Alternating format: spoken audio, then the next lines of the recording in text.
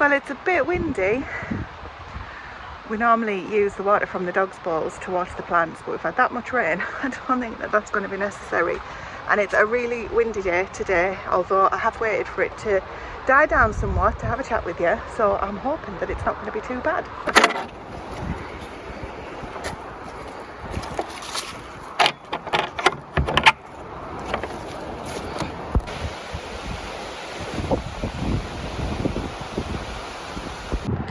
Typical, just as I walk outside, it started to rain. It's not due, so we're going to carry on as if it's not going to happen. Anyway, welcome back everybody. It is the 1st of November. Can you believe it? I can't quite believe it myself, although I say that every month of every year, so things turn around really quickly. Today I'm going to take a bit of advantage of the quiet time that I've got. Stephen is at work, so if you caught my last video, I mentioned that Stephen is working a few Saturdays in the mad run up to Christmas, and so today is kind of just catching up on a few things, and I thought what better time to take you around Smallholding, talk you through what we've got planned, because there is a lot to do in November, and then we can start a new video tomorrow where we actually do it and get on with it rather than just talking about it. But first of all, I've got a very keen pony that's wanting to go and get some fresh air. Are you enjoying living in this little new contraption of yours, mister? Was that a yes? So as I say, the wind has died down. We had a storm last night, which was, the goats are shouting, I want to be part of it. So we had a storm last night. The wind was brutal against the house, but when I've come outside, it doesn't actually seem to have been as bad as it sounded. So stop eating the leaves, mister, come on. Let's get him out first and then we'll have a catch up. He's enjoying that despite the rain that's starting and the wind that's clearly on its way. His paddock has been this area here. You've been watching the videos before. It's what we call a starvation paddock, which sounds absolutely horrendous because you think, why would you want to starve them? But just to prevent him from getting something from laminitis, which is a nasty thing that ponies of his disposition, shall we say, can get. But it's starting to, it's not really coming up on the camera there, but it's starting to get really boggy and very slippy and actually quite dangerous for bringing him in. But also we don't want it to be turning into knee-deep mud because one, it won't be any good for next year, and two, it looks absolutely awful and won't be usable. So I'm going to show you shortly what the plan is for him over the winter. This is the area Stephen's still been getting on with. He'll show you that on a different video. But first of all, let's go and talk about the duck dilemma. So alongside our barn here are the ducks that we moved here, I'm going to say a few months ago now. I honestly can't remember the exact date, and I'm going to show you what's happened to it.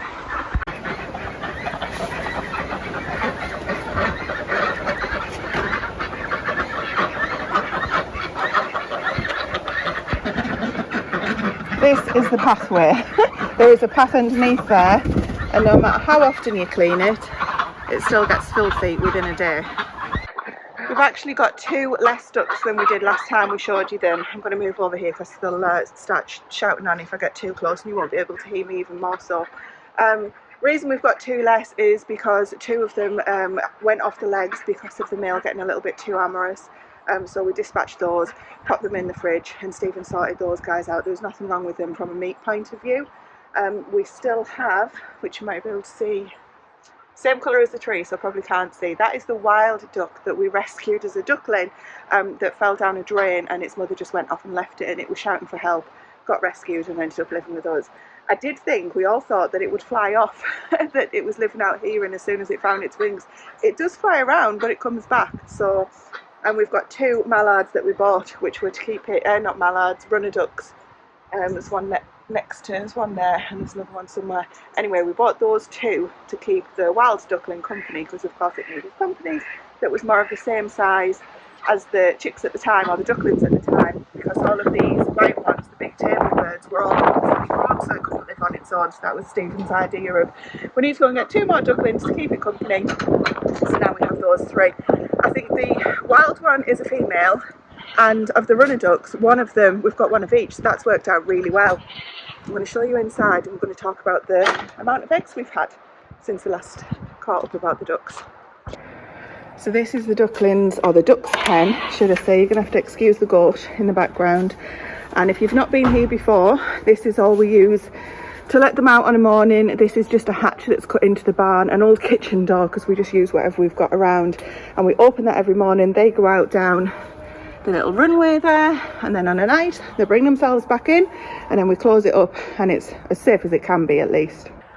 Now this net is for when we go on lockdown, just to try and prevent the wild birds getting in. It doesn't always work, to be totally honest with you. Some of the wild birds are really small and they'll get anywhere that you can, but at least it reduces the risk, and at the end of the day that's the best that we can do. Now in here it's relatively clean at the moment, but ducks are so filthy, proper dirty creatures, as you've seen from the footage of them outside. We're literally having to change their water every day, which we would do anyway, but it's really becoming a problem out there because of just the area that it is. There's no real drainage for it to move away from. So the plan is tomorrow we're going to move them back to one of the areas where they've been previously. But I said we'll talk about eggs, and that was the reason that they moved in here in the first place, because we were getting no eggs outside, and by this time of year, 1st of November especially, we would expect the egg production to have stopped. However, they've been in here, I'm going to say 6 to 8 weeks, I can't remember exactly, because we wanted to see if they were laying eggs and if it was the birds that were taking them, the wild birds that always seem to take them, or if it was the rats or something. Anyway, I'm going to tell you now exactly how many we've had. None. None. That's how many we've had. And I literally am in here first thing on the morning, check throughout the day when I'm at home, and obviously on a night as well. Zero duck eggs since we moved in here. So we are literally feeding these guys at the moment for nothing.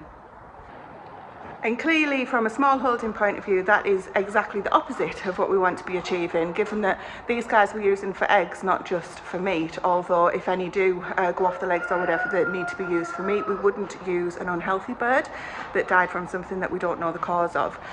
But yeah, I don't really want to get rid of them because there's not that many to reproduce from, but the question is, will they even start laying again next year? Of the ones that are out there, 3 of them are younger ones. At least I hope the 3 that were the younger ones are still with us, and the 2 that went off the legs weren't included in those 2, or else we're going to be in real trouble. This bucket of yucky looking stuff here is Sonic's drip bucket. So basically his hair nets get soaked, so I hang them up here and they drip off into there, and then once or twice a week we empty this. He doesn't eat from there, so there's no problem. It's just whatever he's missed and drops into it. But look at the state of these nets. They're just absolutely dropping to bits. So I'm going to get on with my jobs while I'm updating you guys.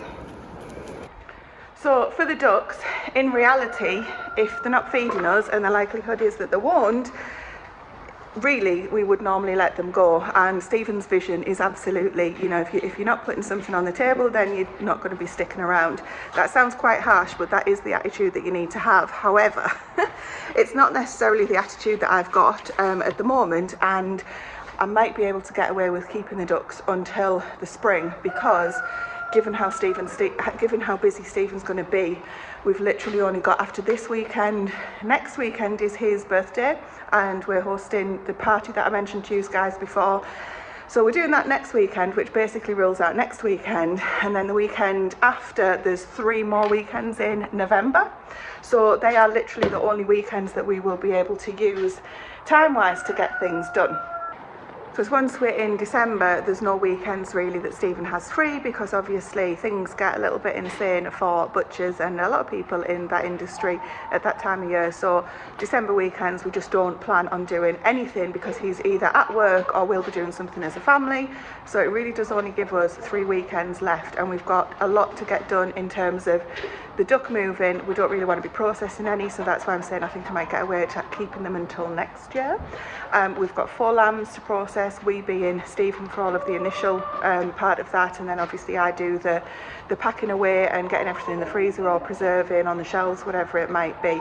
So we don't have much time is what I'm trying to say. So we'll see if the ducks make it into the new year and see if they start laying again, or see if we end up doing the smallholders way, which really should be, if they're past it, then they shouldn't be hanging around. Now the other birds living next to the ducks in the pen next to them are these guys here, which are our Rhode Island Reds. Now interestingly, we've been watching videos recently where people have claimed that they've got Rhode Island Reds, and they're a totally different colour. So I found that interesting, that I was wondering if other people have Reds, Rhode Island Reds, and if they're the same kind of colouring as these guys here. One on the left is a cockerel, in case you didn't know, and then the rest of these ladies are the hens, so all girls. Yeah, so do you have them, and are they the same colour or are they the lighter ones? Because we've seen a few times now where people have referred to both of them. Might just be different colourings, but I would have always said Rhode Island Reds are the dark ones, so really interested to hear from that point of view. They're still laying really well, as you can see. They tend to lay the lighter coloured eggs. There's a couple of darker ones in here, if you can tell the difference on camera, and that's off the stragglers that we've got, which aren't Rhode Island Reds. We've got some hybrids that we've hatched ourselves over the years.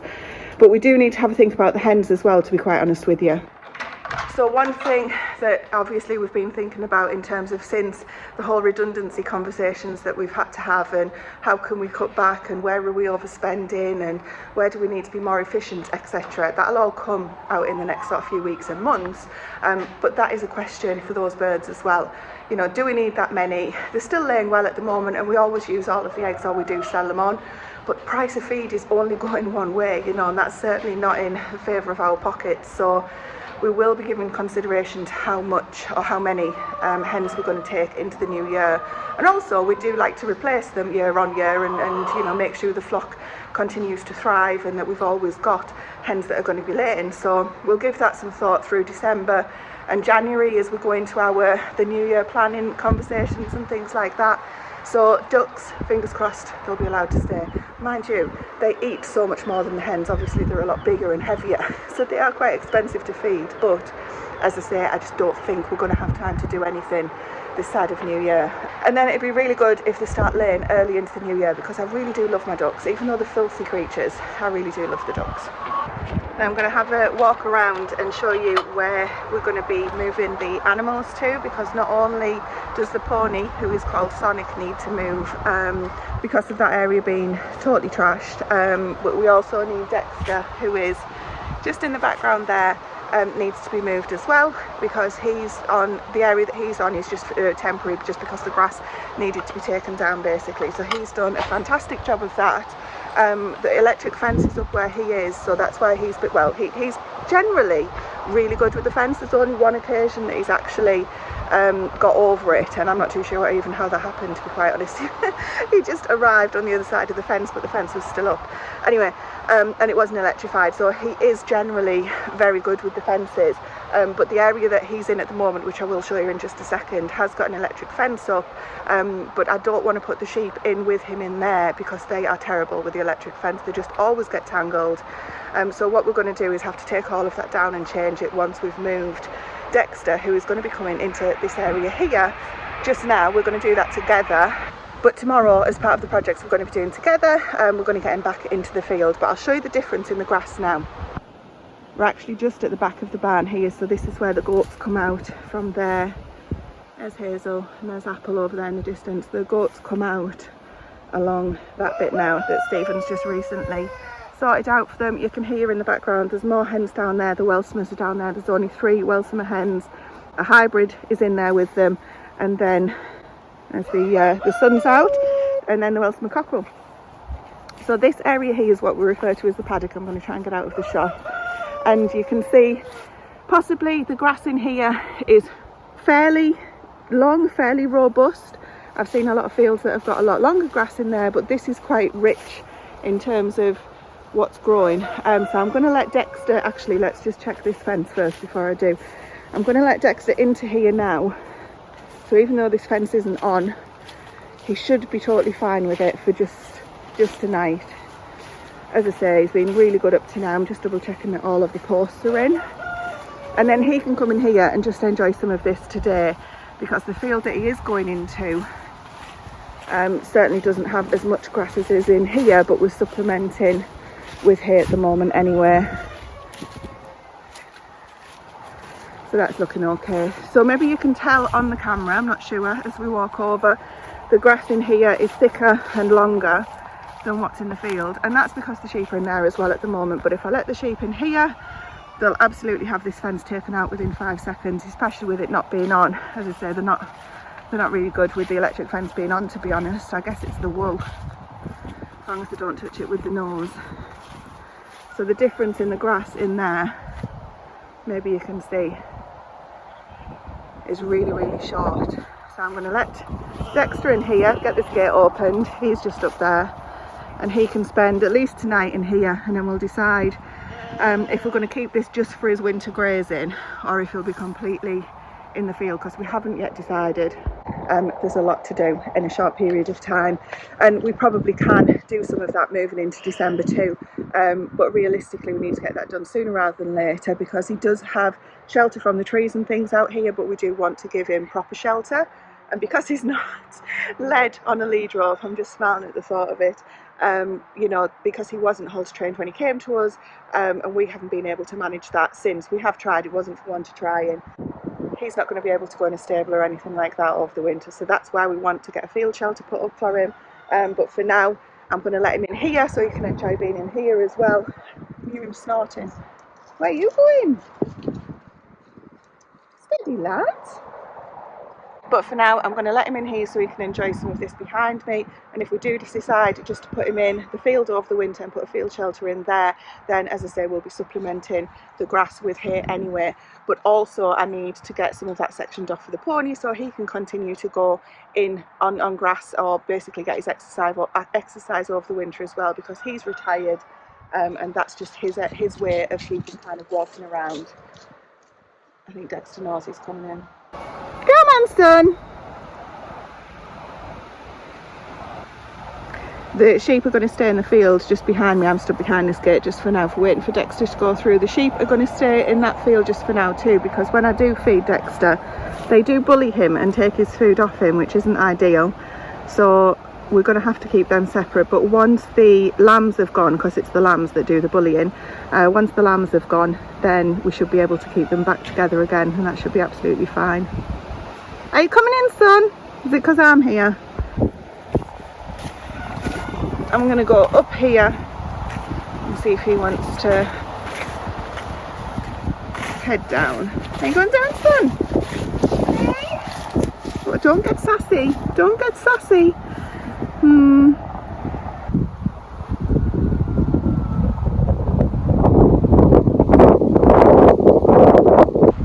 I'm going to leave him there. He's going to have to figure it out on his own, because I've got more to be getting on with. So yeah, the sheep are in the field just at the moment. They're absolutely fine in there. They don't need extra supplementing or anything like that. But as we get further into the winter, then that'll be a need for them, and I'm not too sure where the two that we'll have left will be living just yet. But again, something to decide tomorrow when the both of us are out here working.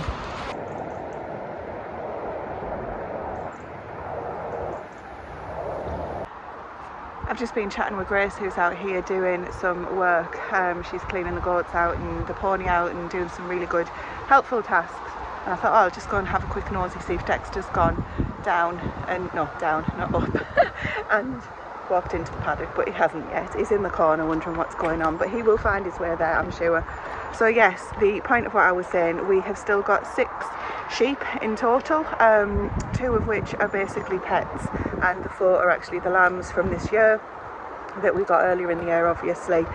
Grown them up, and they will become part of our food moving forward in the freezer, and they need to go sooner rather than later. Otherwise it's going to be the new year before Stephen's able to do anything. Goodness me, how sunny, how nice. I'm going to have to turn around this way. I'm getting totally blinded by the sun. It's lovely. So we're going to have a quick look in the garden now, and I can show you what's working and what we're going to be eating over the next couple of months, as well as everything that we've already got on the shelves and in the freezers. This bed here I am utterly proud of, although I've probably not got very good reason to be proud of it, because I literally only planted them and they've done everything else themselves. I think these are the best leeks that I've ever grown. Honestly, I'm so chuffed with them. I don't even want to start picking them because I don't want to spoil how they look. Now, that probably defeats the point, so we will be starting to eat these. I tend to try and wait until the 1st of November before we start on the leeks, and then we'll divide these up by kind of the number of weeks that you're going to be wanting to eat leeks for, basically. Now, Stephen and I both go out to work away from the home, not every day for me because I get to do some of the working from home hybrid stuff, but more often moving forward due to the changes that have been happening at work. So it's going to be even more important to make sure that I've got enough food that's kind of portable. Stephen doesn't have the opportunity to be able to reheat his he's at work, so his goes in a flask generally, because it's nice to take warmer things, especially working in a fridge like he does, which is basically how he describes it. So nice to be able to take warmer things as we move into the colder months, and those leeks will fit perfectly into that scenario. So I literally count them, I can't remember how many of the years off the top of my head, and every week we'll come out and harvest that amount, and they will go into, you know, your standard soups, whether it's a Scotch broth, a leek and potato soup, anything like that, that fits in really well with the food that we're kind of growing and producing ourselves. The idea is to reduce, obviously, as much as we can our reliance on external factors, especially the supermarkets, but that's, you know, the life that we're in at the minute. We've got 2 children that also need feeding, and taking stuff that doesn't always fit in with what we grow here, shall we say. So we're not just feeding Stephen and I, and it, you know, I'd be lying if I said that we didn't go to the supermarkets. We absolutely do, but the key theme is to rely on the garden as much as possible, and those guys are going to be absolutely fantastic through the winter, plus everything that we've got in the storeroom. We're going to go in there and do a quick check on things as well, but first of all, let's have a look at the dire carrot situation. Now, if you don't know what I'm talking about, we have something else that likes to eat our carrots as well as us, and it keeps coming along and eating. And you see the problem, you might not be able to see on the camera, and it just keeps taking carrots and leaving me the tops of them. So I'll go around and just literally find carrot tops, but we've got quite a few carrots left. So we've got carrots all in these rows here. We've been eating through these ones. We've got parsnips and nettles in this bit. More carrots that I've been working through here, and you can see there's also, I don't know if we can see in here, there's been activity in here too. Oh, in fact, there's a tiny little carrot that's been pulled out there.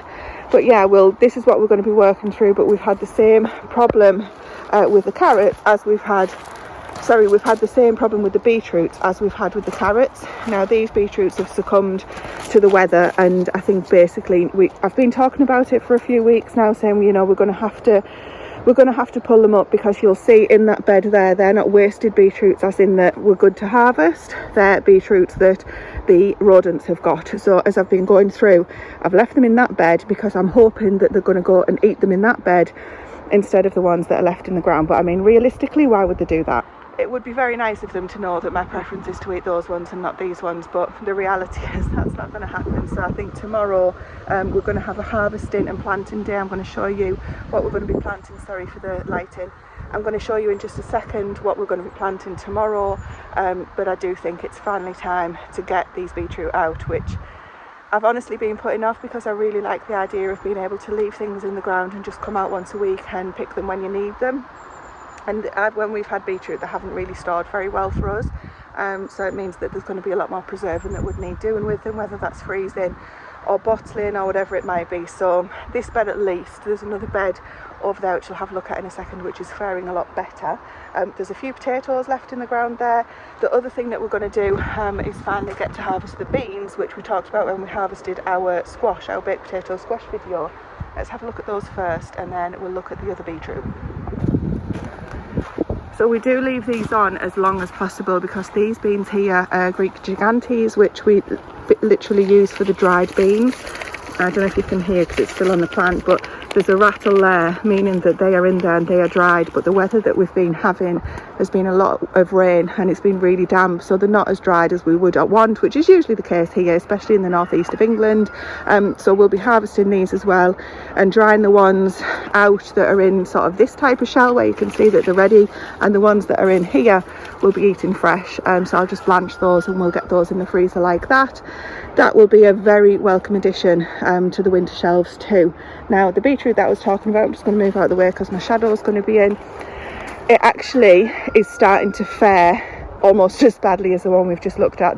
All of these leaves here just the other week were this colour, really bright, shiny, vibrant green, and you can see that they're starting to turn. Now, these were planted later, so the staggered planting, they were planted later than the other ones, so I think we can safely say that these ones are going to end up looking like those ones very soon. And that's a real shame, because as I say, I would really want them to stay in the ground, but I guess I need to remember that it's November now and we've probably not done too bad. So we'll see what we manage to get done tomorrow. However, the other thing that I wanted to tell you about, I've actually left them in the house. I'll show you on the next video. We've got our onion sets. So some people grow them from seed, which I've done as well. I didn't get any in August, which is I think the middle of August is a prime time for getting some overwinter onions in. Did that before, wasn't too impressed with them, and I know what'll happen. They probably won't end up thriving over the winter. So we're going to get sets in like we've always done. They're our kind of reliable crop that we know will work. And then I'll get some seed sown in kind of the Boxing Day to January usual traditional days for the sowing of those seeds. So we'll get some done. So we're going to have plenty of onions next year. I'll show you what onions we've got left from this year. So we've got plenty. It's working really well. Remember, I don't need thousands like I sometimes planned. It's very easy to go over the top when you're sowing onion seeds. But we do use a lot of onions. So just like the leeks, I'll try and work out how many we use each week and then sow at least that amount. Now the onions will be going possibly in the 2 beds. This is all just weeds that have grown. The 2 beds next to the bean arch. So we'll see. They went in this bed here. Goodness me, look at all of the weeds in that bed. I think we need to get weeding those as well tomorrow. This is garlic. I'd like to say it's garlic that I have planted this year that's taken off, but it's absolutely not. It's garlic that didn't grow this year and has started to grow. So I'm just going to leave that and see how we get on. But all of these, basically the plants are under the tunnels in this bed. All of these along the side are just weeds. So they'll all come out and then we'll just leave those plants to hopefully thrive. Same in this tunnel here, but oh goodness, you can see something's blooming caterpillars. That one there that's been eaten should look like this. Never mind. And that's part of the problem and the key, isn't it, to make sure that we sow and grow enough that it's not just going to be us eating it at the end of the day. It's going to be the critters as well. This is the last of the spinach. We've had so much spinach from there. It's been fantastic. I'm definitely doing that next year as well. And we've also got the kale plants that were absolutely hammered by the caterpillars. They're coming along really nicely. It might not look nice on the camera because there's holes in them and there's caterpillars and everything, but honestly, if you'd have seen these, they literally looked like skeletal plants. So I'm really pleased with how they're coming along.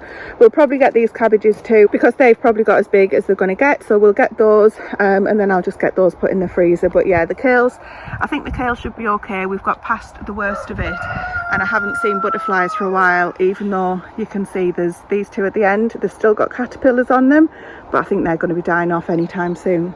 I've come back over to the leeks because I couldn't resist counting them for today. There's 80 plants there, some of which are thinner than others, but a lot of them, the majority of them, are really, really thick and absolutely fantastic. So if we say we're going to have 4 a week, that's at least 20 weeks. Is that right? 20 weeks worth of leeks at 4 a week, which I think is what, 4, 8, that's going to take us well into the new year, beyond the spring. And by that time we're not really bothered about having leeks because we're starting to get back into the springtime food, and hopefully some other things. There'll certainly be greens and things left, hopefully those kale plants, to take us into the spring.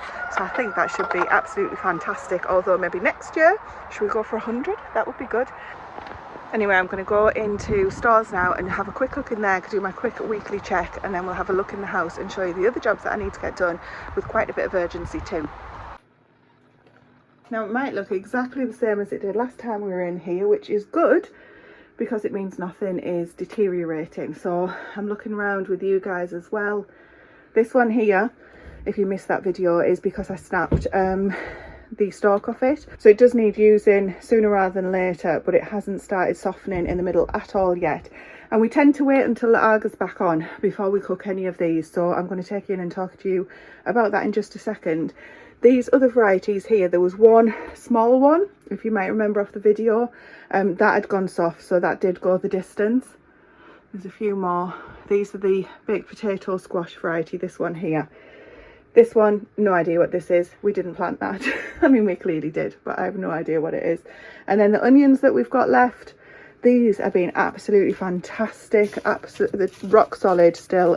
Different sizes, you know, ranging from this size down to the smaller ones, depending on what you need. They're doing amazing. And then we've got the apples in here that are wrapped up that we'll get to as and when we need them. So I'm really pleased with how this is all looking and coming along. And then there's still more to do. There's always more to do, but it's looking good for now. I do have more apples to process, which I mentioned there's more to do. That's one of the things that we've got a lot more of that I can get on with. Stephen has already started on the stewed apple that I preserved, so I'm going to try and keep up with him and not let him out eat what I've already made. But really thrilled with how the storeroom's coming along and filling up, and hopefully will see us through until at least when those leeks do. That would be fantastic. And then one final thing that Maggie and I are going to show you now, because Maggie's come to join us, is the other job that I've got to get done, which has got a bit of time criticalness to it, is getting this Arga clean behind me, because Stephen's going to get this back on as soon as we can, but we don't put it back on until it's been cleaned. He will give it a good service, a good clear out, and we'll get it running again for the winter.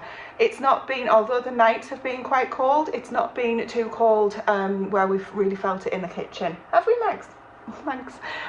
So hopefully it's so we haven't been missing it too much, although we always miss it when it's not on, to be quite honest.